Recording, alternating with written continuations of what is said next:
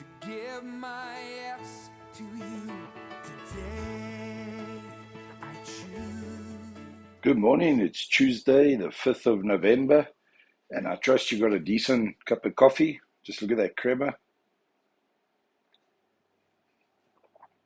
If you have your Bibles, turn to Genesis chapter 19, verses 15 and 16. Genesis 19, verse 15 and 16. We're dealing with the city of Sodom, and we know that angels came and spoke to Abraham, and he pleaded for the city, but the city was found evil and unrepentant. In fact, when Lot was warned and he approached his sons-in-law who were going to marry his daughters, even they thought he was just joking and they wouldn't heed the warning.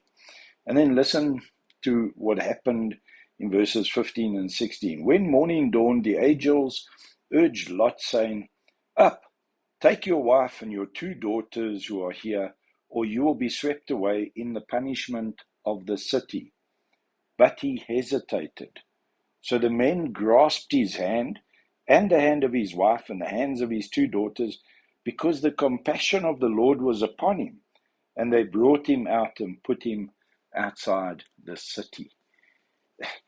Can you just get that picture into your head this morning, into your mind, into your thinking, that God, when he says in other parts of the Bible, he would have that none would perish, but that all would be saved.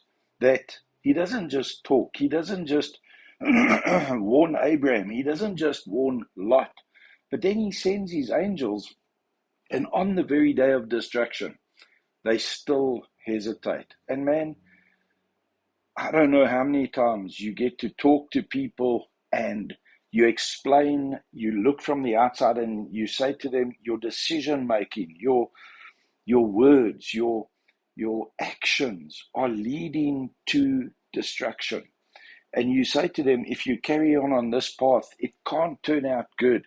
It's going to end in your harm, in you getting hurt in the process. You're busy with foolish things, and they just don't seem to get it.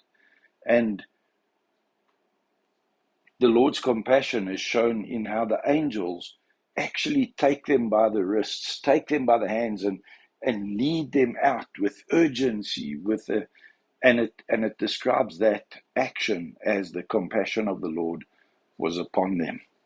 They were motivated by love. They were motivated by the compassion of God.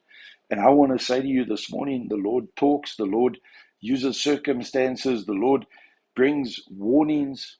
Hear them, hear them. There may just not be someone who comes and grabs you out of the fire. There may just not be someone who loves you enough to speak the truth harshly enough and to physically grab a hold of you and shake you and say to you, stop this nonsense. And it's done out of compassion, not out of judgment, but it's done out of a sense of these are desperate times. This is leading to your spiritual death. This is leading to your emotional death. This is leading to you losing your own personality and personhood in the friends you're surrounding yourself with, the decisions you're making, the deals you're getting involved in. Heed the warning. Sodom was destroyed. And we know that Lot's wife looked back and turned into a pillar of salt. And on the positive side, I want to encourage you this day to have the courage of your convictions. As die Here vir jou iemand lê in jou hart wat jy 'n swaar woord met hulle moet deel, of 'n waarheid, of 'n vermaaning in liefde, moenie huiwer. Jy weet nie hoe naby is daai persoon om hulle self af te skryf nie. En jy moet dalk ingryp. Jy moet dalk daai hand wees wat hulle hand gryp en sê, kom uit hier. Moenie aanhou nie. Dis genoeg. So I want to encourage you to